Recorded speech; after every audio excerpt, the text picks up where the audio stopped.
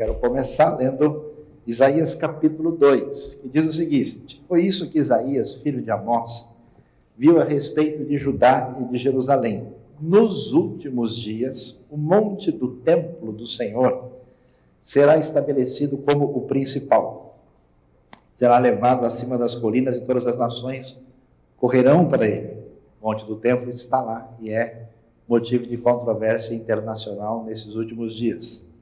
Virão muitos povos e dirão: venham, subamos ao monte do Senhor, ao templo do Deus de Jacó, para que ele nos ensine os seus caminhos e assim andemos em suas veredas. Pois a lei sairá de Sião e de Jerusalém virá a palavra do Senhor. Ele julgará entre as nações e resolverá contendas de muitos povos. Eles farão de suas espadas arados e de suas lanças foices. Uma nação não mais pegará em armas para atacar outra nação. Elas jamais tornarão a preparar-se para a guerra. Venha, ó descendência de Jacó, andemos na luz do Senhor. Isaías escreve o seu livro profético maior do Antigo Testamento, com 66 capítulos, aí por volta de 700 a.C. O ministério dele vai de 740 até o ano 680. E ele apresenta uma série de palavras de profecia, ou como a gente chama de oráculos, que são bem interessantes, porque ele traz uma repreensão, uma palavra de Deus para chamar a atenção do povo, e em seguida ele muda o slide. E esse slide que ele apresenta aponta para o futuro, mostrando a ocasião futura, quando Deus vai trazer a redenção e vai atingir os seus propósitos, apesar da desobediência do povo da aliança. E é interessante porque, logo depois do capítulo 1, que é um capítulo de muita repreensão, ele vai dizer que, no futuro, em relação a Judá e Jerusalém, quando chegar esse momento da redenção da parte de Deus, ele diz que algo que ninguém pensaria, que a preponderância seria o lugar do monte do templo em Jerusalém, que aponta para a realidade de que Deus se revela particularmente a Israel no contexto da Bíblia hebraica, e que isso era impensável nessa época. As nações correriam para lá e elas iriam dizer: vamos subir ao monte do Senhor, porque lá é que está a verdade de Deus, porque a lei, ela sai de Sião. Sião é o nome poético de Jerusalém, e a palavra do Senhor vem dessa cidade. E aí diz que nesse desfecho escatológico, Deus haveria de julgar todas as nações, e quando o príncipe da paz viesse a ser triunfante, quer dizer que a paz seria instaurada de maneira completa e definitiva. Então isso vai mostrar para a gente uma coisa importante, é que a gente, querendo ou não, nosso Salvador é judeu. O livro sagrado que nós temos é completamente organizado dentro do ambiente hebraico. E isso significa que, se a gente quiser de fato entender a Bíblia, nós precisamos compreender essa realidade. Para a gente ilustrar e saber bem do que a gente está falando aqui, é mais ou menos igual a história do sujeito que quis ser engraçado e foi numa padaria. E lá na padaria ele falou assim: o senhor tem, por acaso, suco de manga? O sujeito disse: eu tenho, sim senhor. Por quê? O senhor pode me arrumar 1 metro de suco de manga? Aí o sujeito ficou meio sem graça, mas resolveu entrar na brincadeira e derramou assim, em cima do balcão, mediu com a régua e falou: pronto, está aí 1 metro de suco de manga do jeito que o senhor pediu. Aí o outro, para não ficar atrás, pegou e disse: olha, não seja por isso, me embrulha, por favor, porque é para viagem. Então, a gente mais ou menos percebe aqui o que significa você ter uma coisa que não está sendo preparada apropriadamente para o seu conteúdo. É como pegar pacote de bolacha Tostines e tentar colocar água dentro. Esse negócio não vai servir. Por isso, quando a gente lê a Bíblia, quando a gente estuda a palavra de Deus, é muito importante tentar entender ou refletir sobre quais foram as categorias que organizaram esse texto, que tipo de mente pensava sobre isso, qual era a estrutura cultural subjacente, Qual era a lógica da cabeça dessas pessoas? Porque senão a gente vai derramar suco de manga em cima do balcão. Senão a gente vai servir refrigerante dentro do saquinho de tostilhas. E as nossas conclusões são conclusões que às vezes não estão fundamentadas porque a gente não entende o jeito de ser dessa maneira de pensar. Quando a gente fala dessa maneira hebraica de pensar, isso não significa que nós estamos dizendo que ser judeu implica numa situação melhor em relação a qualquer povo da terra. A Bíblia não sugere isso. Isso não significa que o judaísmo posterior esteve alinhado com essa visão, receberam uma série de influências de outros lugares e passaram a ter outras ideias, outros costumes que não têm origem na Bíblia, mas significa que o jeito da Bíblia organizar o que a gente chama da sua cosmovisão, a sua interpretação da realidade, tem diferenças fundamentais que a gente não percebe. Por quê? Porque a nossa cabeça é grega. A nossa cabeça foi montada num sistema diferente. É igual pegar o arquivo, né, ou o programa que funciona lá no Apple e tentar lançá-lo no PC sem qualquer adaptação e dizer que o negócio não está rodando. É tentar trabalhar com um sistema operacional que não funciona da mesma maneira. Então, na tentativa de fazer um esforço para compreender isso, a gente vai ver que essa influência grega, que foi uma influência principalmente a partir de dois filósofos famosos, amigos de vocês de longos anos, como o senhor Aristóteles e o senhor Platão, que influenciaram a história da Europa, a história do pensamento europeu. Um dos principais indivíduos que marca essa influência, por exemplo, de Platão, é o nosso amigo Agostinho de Hipona. Agostinho tinha uma maneira de interpretar a Bíblia muito influenciada pelo pensamento de Platão, que atingiu a sua própria história. Lembre-se que Lutero, era da ordem agostiniana, e muito do que a gente tem, na verdade, é muito mais grego do que a gente imagina. Olha a sua cara de grego aí, você não tinha percebido. Isso não quer dizer grego no sentido étnico, mas no sentido da filosofia antiga. Então, o que acontece? Hoje vamos tentar observar que diferenças existem fundamentais no jeito de entender a vida dessa perspectiva ocidental que nós temos, que é de inspiração grega, comparada com essa mentalidade, com esse jeito de organizar o mundo, que é a estrutura por trás dos textos bíblicos, porque senão a gente não entende direito a maneira que o texto nos apresenta. Por exemplo, no nosso mundo grego, vale muito o pensamento abstrato, aquela ideia teórica. Você vê que muita gente nesse mundo acha que uma pessoa sábia é alguém que fala mais complicado e mais afastado da realidade possível. A ideia própria de Platão é que a mente é superior ao mundo. O pensamento bíblico não tem isso, o pensamento é muito concreto. Todas as coisas, elas são apresentadas, em vez de ser um jeito afastado da realidade.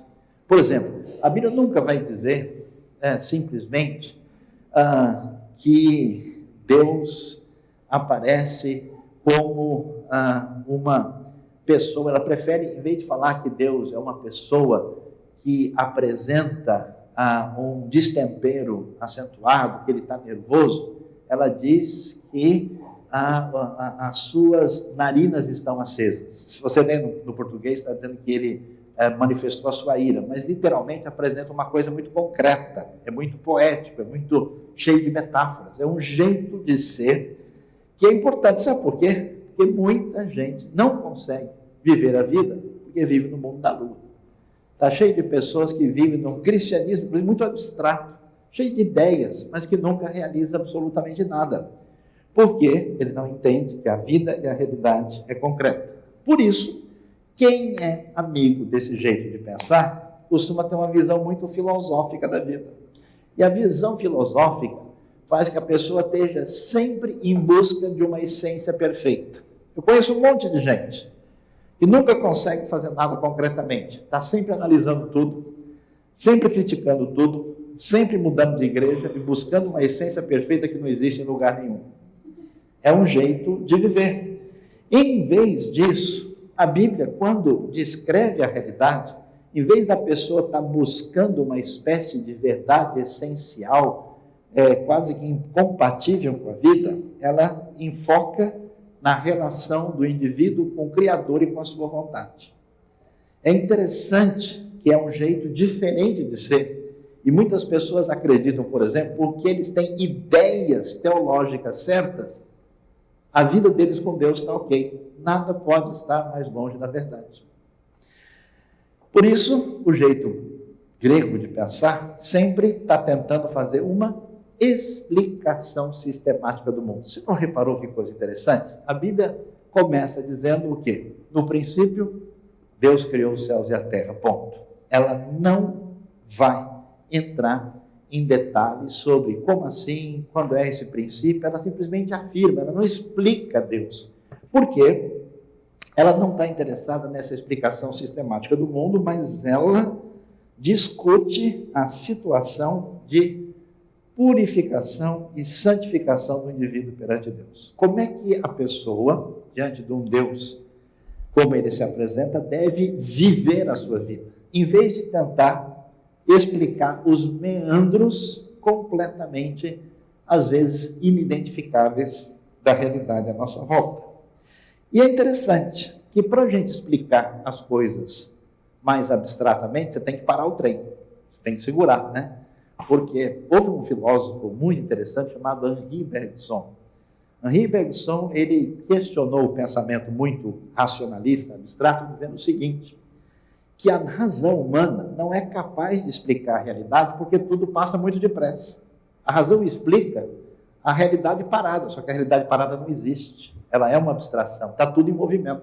Aí ele inventou um negócio, que eu não sei se foi uma ideia tão interessante ou não, ele disse que existe a razão e o instinto, e no meio do caminho tem um negócio que ele chamou de intuição intelectiva. E como tudo está em movimento constante, só quem desenvolvesse essa intuição intelectiva conseguiria de fato entrar em contato com a realidade à nossa volta. Amém, irmãos? Quem foi abençoado, levante a mão. Né?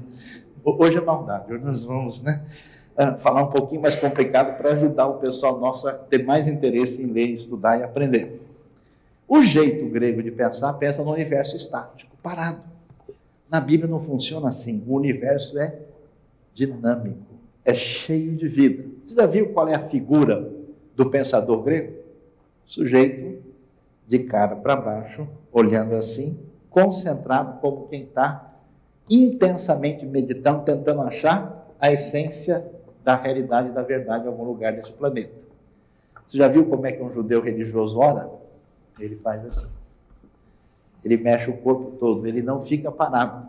O jeito de ser da Escritura é um jeito que coloca a realidade de um universo muito distante do elemento estático. Como é que a gente herdou o nosso jeito de adorar? Não é todo mundo parado assim, olhando, porque, como dizia Aristóteles, o movimento afasta a pessoa de Deus, porque Deus é o motor imóvel que a tudo move e nunca é movido. Por isso que a pessoa espiritual é basicamente alguém assim, né? Mesmo nos hinos antigos, que a gente cantava na nossa tradição histórica, a pessoa cantava um hino cheio de alegria, ele cantava, que alegria neste dia, mais ou menos assim. Qualquer movimento, né, assusta a pessoa, porque o movimento não é de Deus. Quando você vai na tradição hebraica, a coisa mais importante que existe é o movimento, e você vai ver isso nos Salmos com uma força impressionante, porque isso celebra a vida. Jeito grego de ser, jeito diferente daquele que emerge da Escritura, e não quer dizer que a maneira, Jesus não vai dizer que a maneira que a gente ora vai garantir resultado diante de Deus, mas é interessante que a tradição judaica faz o sujeito orar, mexendo o corpo todo por causa da ideia de que ele adora a Deus com toda a sua alma, com todo o seu coração, com todas as suas forças, com todo o seu entendimento. Então ele adora completo. A ideia de que o corpo faz parte dessa adoração. Que coisa interessante. Na Bíblia, diferentemente do mundo grego, o mundo grego valorizava a visão. E tinha um certo desprezo pela linguagem. Por exemplo, a palavra ideia vem de uma palavra grega que significa ver e enxergar. A palavra teoria, que é tanto importante no nosso discurso acadêmico, vem do verbo theoreo, em grego, que é ver. Ou seja, ter acesso à realidade passa pela visão. No mundo bíblico passa pela audição. Ouve, ó Israel, o Senhor teu Deus é o único Deus. É um jeito diferente de pensar, de modo que na Bíblia Deus, por exemplo, nos dá acesso a Ele sem imagem. Deus se revela a nós por meio do seu nome, da sua palavra. E a linguagem é impressionante, porque a linguagem é criativa, a linguagem produz vida. Você já viu alguém tentando movimentar uma massa de pessoas, passando filminhos? Não, a pessoa discursa. O discurso é propulsor de força de uma maneira inimaginável. Jesus é chamado o Verbo. O princípio era o Verbo era Deus, o Verbo estava com Deus, o Verbo era Deus. Essa ideia do elogio da palavra mostra a importância da palavra, do tempo, em oposição ao espaço e à visão que marca as duas civilizações que influenciaram o nosso jeito de ser e de pensar. E é tão interessante, isso ajuda muito a entender um monte de coisa. Na mentalidade grega, a gente divide tudo. No pensamento hebraico, a gente junta tudo. Olha que coisa interessante. A palavra davar significa, ao mesmo tempo, palavra, coisa e feito, acontecimento. A ideia é catalisadora. A gente tem uma tradição que divide e fragmenta tudo. Analítica, filha da razão, é um jeito diferente. Quando a gente pensa em sintonia com o mundo grego, quando a gente coloca essas categorias, isso coloca a nossa razão acima de tudo. Consequentemente, surge a importância do sujeito. O que o nosso amigo Descartes, que é um filho de Platão, disse? Penso, logo existo. Você já mudou isso para penso, logo desisto, né? Mas não é o caso. Então, ele pensava dessa maneira, enquanto a Bíblia chama a pessoa, mediante a palavra divina, para fora de dentro dela. Ela é chamada a contemplar os céus, se voltar para o Criador e se voltar para o próximo. É uma ideia diferente. Por isso, é interessante que o jeito racional grego de ser, que tenta estudar tudo e, consequentemente, analisar, e a análise produz fragmentação, que é o problema do nosso mundo hoje. A pessoa aprende a estudar a orelha esquerda do coelho cor-de-rosa. E aí ele estuda isso e ele entende disso. Se perguntar da orelha direita, não, peraí, mas isso já não é a minha área, né?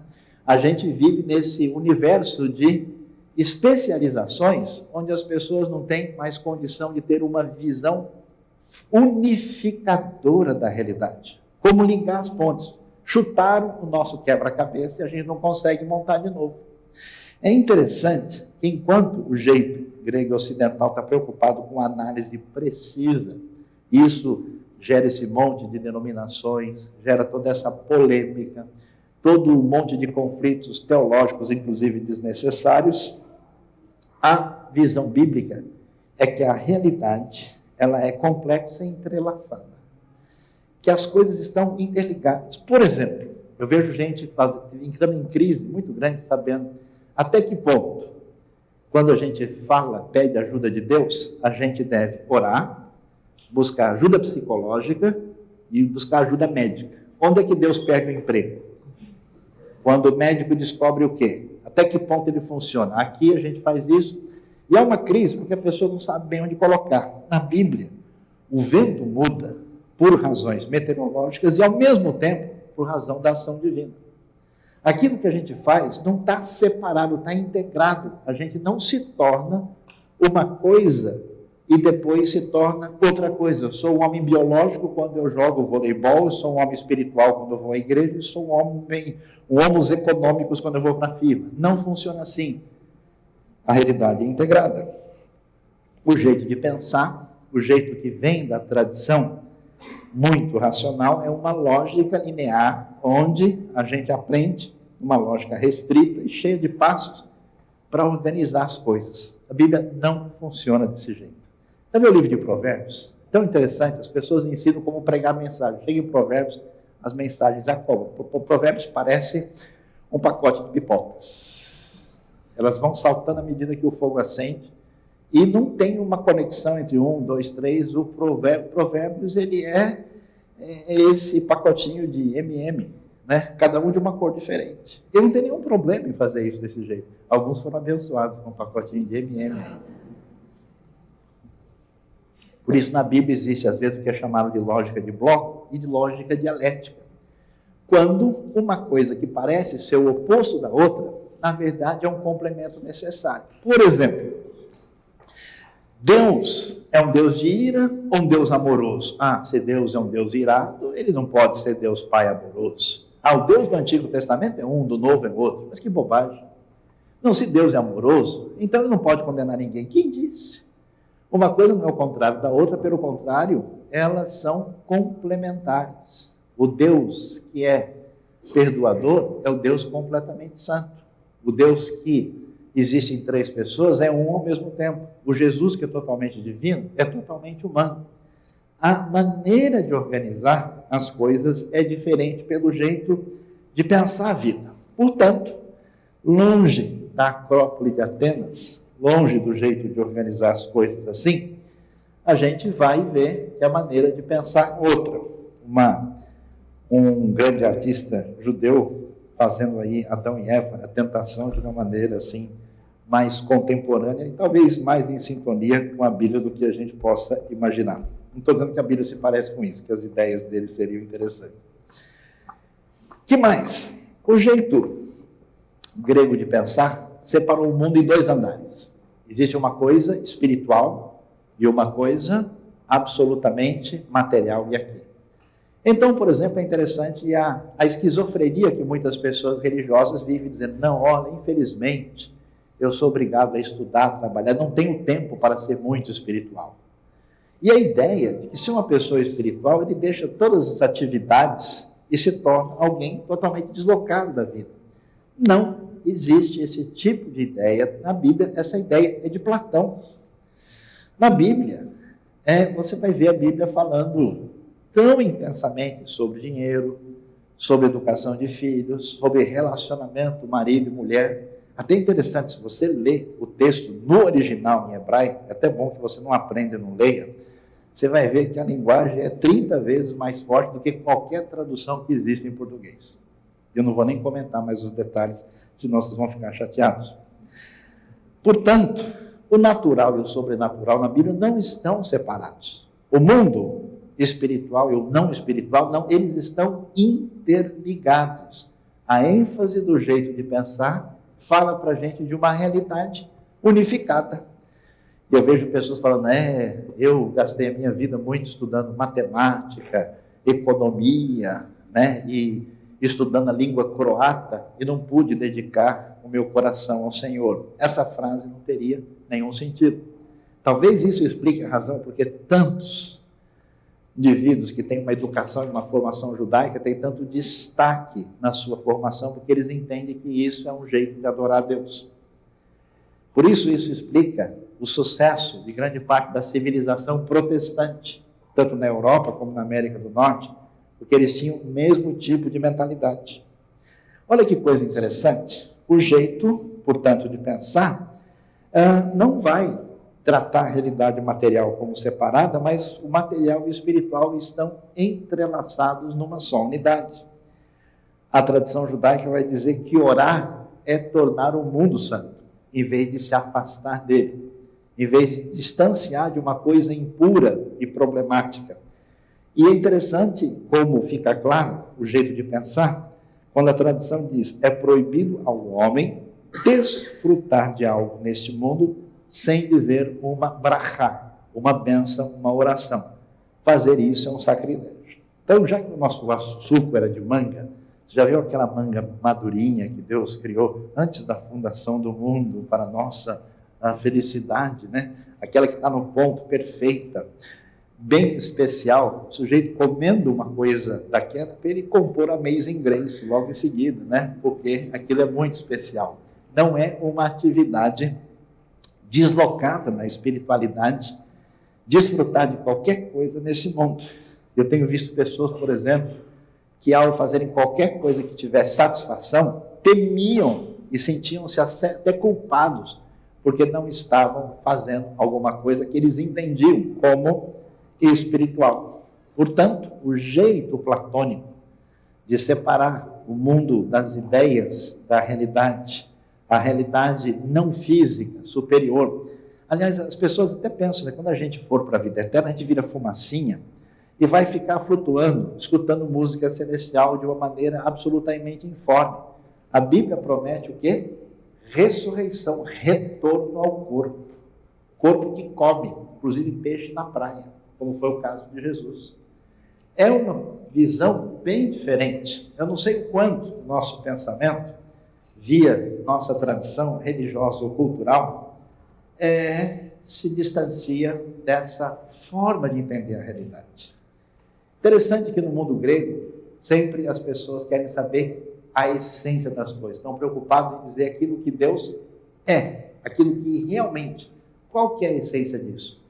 O pensamento bíblico não vai nessa direção. Até aquela frase que diz, Deus falou, eu sou o que sou, nem é isso que está no original. A expressão literalmente diz, erie achererie. Erie não quer dizer sou, mas quer dizer vir a ser, porque Deus não é estático, Ele está, você pode dizer, sempre sendo. Eu serei aquele que sempre virei a ser. Por isso a ênfase na Bíblia não é a ênfase grega, em que Deus é um objeto a ser analisado, descobrir, Ele é isso. Deus é um Deus que age.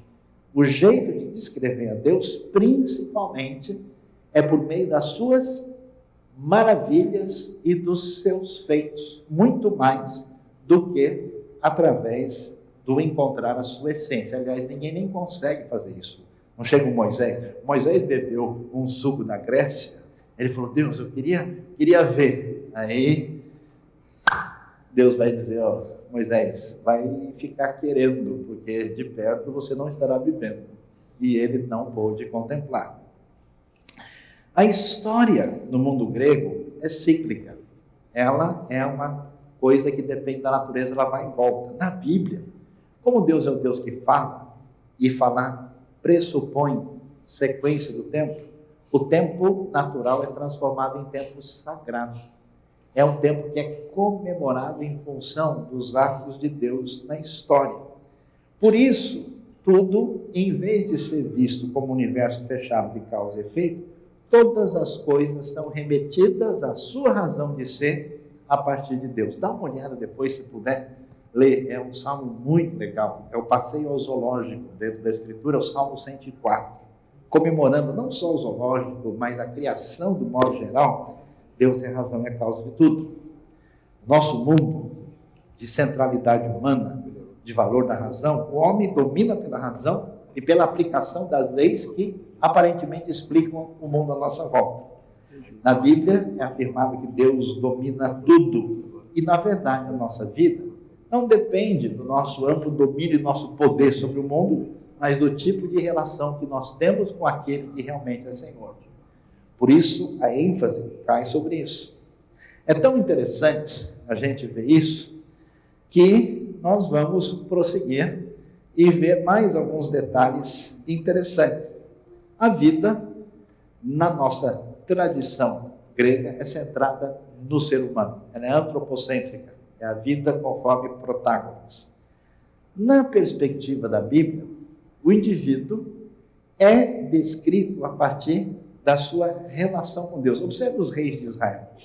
Os reis sempre são analisados. Ele andou nos caminhos de Davi, seu pai, porque Davi foi um homem segundo o coração de Deus, ou andou nos caminhos de Jeroboão, filho de Nebate, que rompeu com Deus. E a pessoa é descrita, olha que coisa interessante, não a partir do seu título, nem a partir da sua formação, nem a partir da sua relevância, mas a partir do seu grau de pertencimento à comunidade. Você lembra da história de Ruth? Quando Ruth está chegando lá no campo e o Boaz enxerga, aí o Boaz vai falar, e pergunta, quem é aquela moça? Que é a tradução que todas as Bíblias têm. No original está perguntando, a quem pertence aquela moça? Porque ninguém é nada, todo mundo pertence a ela. Isso é muito interessante, está cheio de gente hoje que quer ser cristão sem pertencer a uma comunidade. Está cheio de pessoas que vivem num isolamento das suas relações, entendendo que isso é sabedoria. A vida é centrada na tribo, na família, na relação com Deus. Em vez do individualismo, o que vale é ser parte de um grupo, parte da comunidade. Isso é vital, isso é essencial. Em vez de competição, que é para onde essa força da nossa sociedade nos leva, aliás, tudo vira, né, uma espécie de jogo de poder, a proposta é cooperação e inter-relação. Isso é tão sério, porque a gente observa as pessoas, né? A gente tem um respeito, uma amizade, um bom relacionamento com a pessoa, até que de repente ele atravessa uma linha que ele representa alguém que compete comigo. Opa, então agora a gente muda o nosso discurso. A pessoa passa a não ter mais a pertinência de ser humano, ele é deslocado numa outra esfera e qualquer tipo de ação é justificável. Afinal de contas, negócios são negócios. O valor das pessoas é por posses. Ou a gente tem, ou a gente faz de conta que tem. Por que as pessoas são bobas e compram tudo quanto é marca cara desse mundo? Só para elas parecerem para os outros que elas são alguma coisa. Aquele negócio, a gente gasta o dinheiro que não tem, né, para comprar aquilo que a gente não precisa, para parecer aquilo que a gente não é, para agradar quem a gente não conhece. É uma loucura completa. Esse valor por posse, na Bíblia, o valor da pessoa se define pelas suas relações. Por isso que o sujeito escreve. Veio a palavra de Jonas, do Senhor a Jonas, filho de Amitai. Nem chama ele de profeta. Primeiro fala quem é o pai dele. As relações são fundamentais. A vida, para a gente, é principalmente biológica. Na Bíblia, principalmente no contexto social.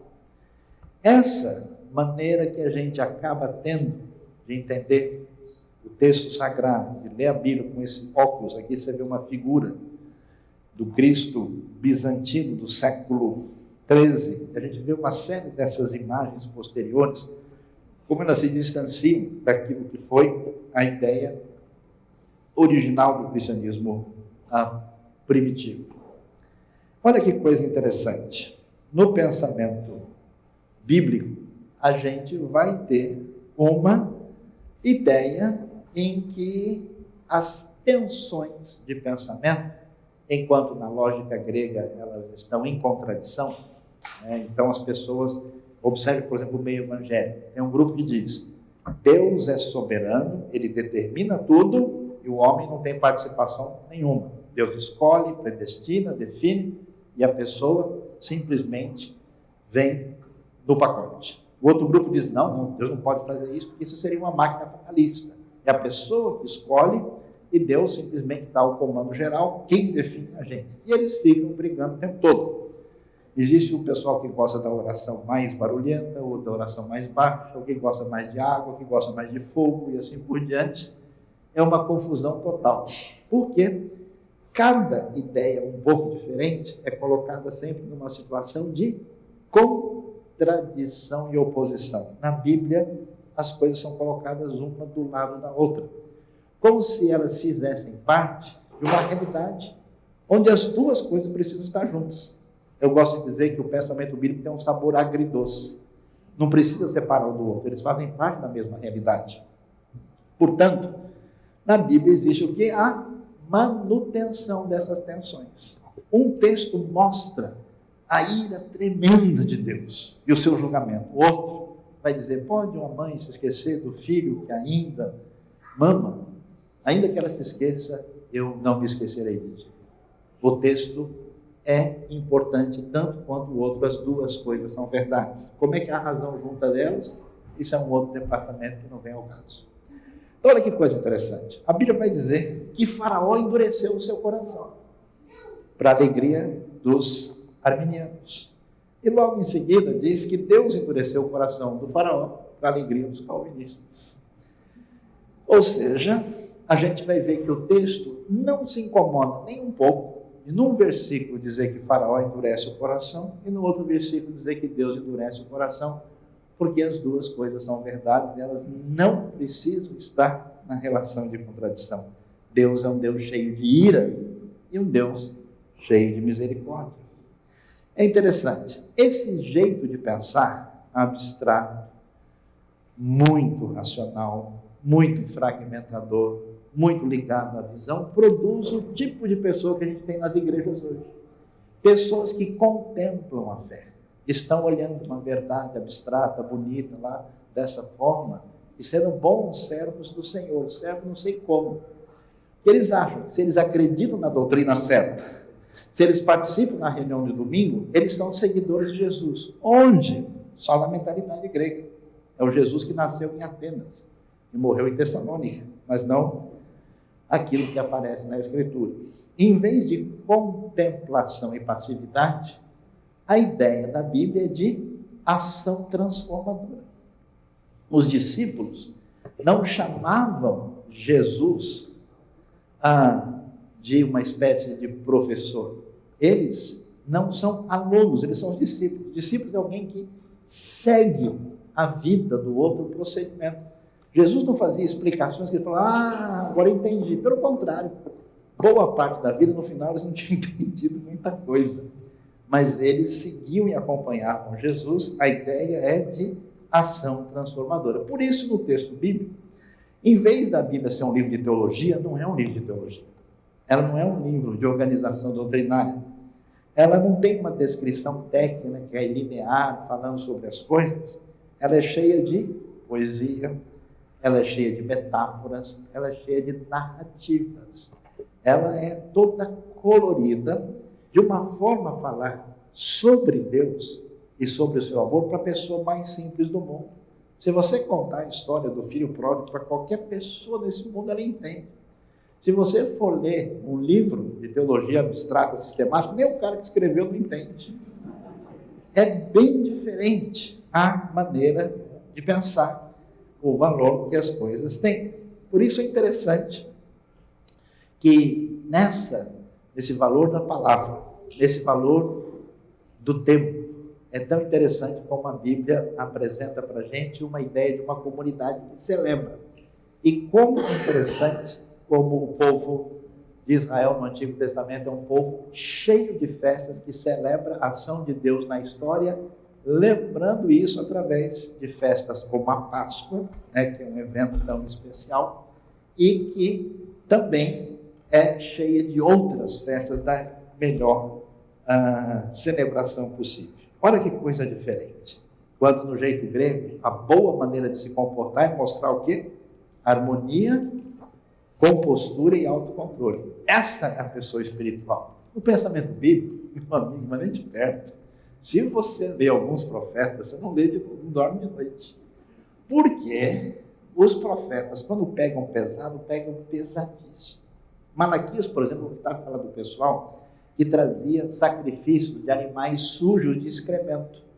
Aí a resposta simpática dele, elaborada no Educandário de Paris, foi: Deus vai esfregar isso na cara de vocês, o que vocês estão trazendo para oferecer para eles, tá certo? Esse é o jeito, assim, com toda a polidez técnica do nosso amigo Malaquias. E quando o texto fala de amor, fala da bondade de Deus, fala com uma profundidade tremenda. Então, em vez de ter harmonia, compostura, autocontrole, existe movimento, é vida, é emoção profunda, é um ser turbulento e apaixonante.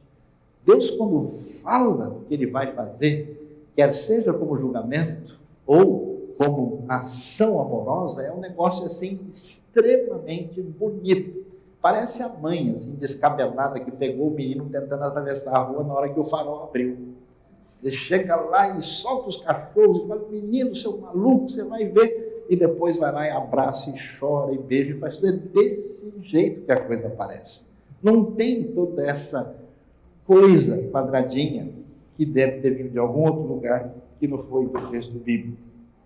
A língua hebraica, por exemplo, quando ela privilegia os verbos, ela vai falar, por exemplo, quando Deus fica irado, não diz que ele está bravo, fala que as suas narinas estão ardendo, literalmente acendendo. Fala de levantar os olhos, fala de dura cerviz, pescoço duro para alguém que não obedece. Fala de falar aos ouvidos quando ressalta algo importante. Fala de preparar-se, como vestir os lombos para entrar em ação. é um jeito totalmente diferente de ser na nossa abordagem. Por isso eu convido a gente a pensar seriamente sobre o jeito que a gente tem entendido a Bíblia. Porque eu tenho visto um monte de pessoas que de fato se satisfazem com um tipo de cristianismo platônico, um tipo de cristianismo aristotélico, um tipo de que se ele teve algumas ideias corretas, o jeito que ele vive a vida é um outro departamento. E para a gente entender bem a diferença, a gente vai descobrir o que significa crer em Deus, crer em Jesus, nas duas maneiras de pensar. Crer, para o jeito grego de pensar, é concordar na mente. A gente está sempre preocupado se a pessoa assina a nossa declaração de fé. Bom, a nossa declaração de fé, o diabo pode assinar. O diabo é altamente ortodoxo. O diabo crê em Deus, o diabo não é ateu. O diabo crê que a Bíblia é a palavra de Deus. Ele conhece Deus mais de perto que muita gente. Ele está muito melhor que muito teólogo liberal.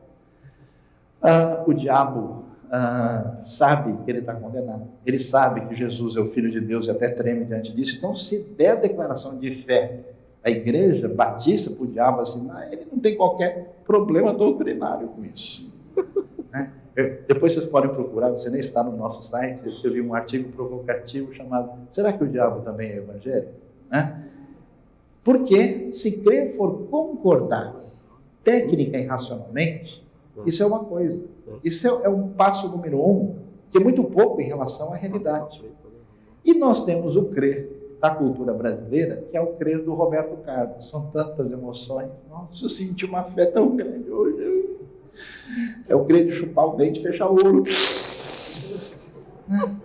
A pessoa tem toda aquela babação, na semana seguinte ele apagou tudo. Nossa, cadê todo aquele negócio que a gente viu? Desapareceu. Porque, né, são tantas emoções, mas não tem nenhuma realidade. Crer, em vez de concordar na mente, em vez de ter o coração atingido por uma emoção passageira, crer é ser fiel e apostar a vida. O crer hebraico é igual o crer do futebol. Está feliz, né? 3-0 na Argentina, né? Amém? Quem foi abençoado, né? Ou seja, crer no futebol é acreditar na jogada. O cara sabia que dava para pegar aquela bola, então ele se jogou. Ele pulou, ele fez o gol de peixinho. Ele se lançou ali. Crer, portanto, não é simplesmente concordar e apostar na vida. Jesus disse: quem não renuncia tudo quanto tem, não pode ser meu discípulo. A ideia é seguir e acompanhar. Por isso, a ideia nossa aqui é trocar de óculos, porque a gente talvez sempre lê o texto e não está sabendo que o óculos que a gente ganhou, ele é made em Atenas, ele é made em Platão, ele foi feito na Idade Média, ele foi feito na minha tradição, que eu nunca parei para questionar. E quando a gente quer ler a Bíblia com a intenção de entender o texto, no seu sentido original, é preciso, de fato, entender as categorias que ali estão. Do contrário, a gente vai tentar embrulhar 1 metro de suco de manga e tentar levar para casa, e o máximo que a gente vai conseguir é ter as mãos meladas, a manga toda derramada no chão e um monte de papel para jogar no lixo. A coisa simplesmente não vai funcionar. E Deus abençoe a nossa vida, abençoe o nosso entendimento, abençoe a nossa seriedade como discípulo de Jesus. E nesse mês que a gente fala de ensino, que você se interesse, de fato, para entender e viver a palavra de Deus da maneira como Deus a revelou para nós.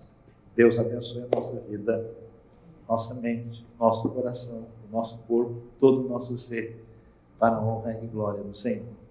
Amém.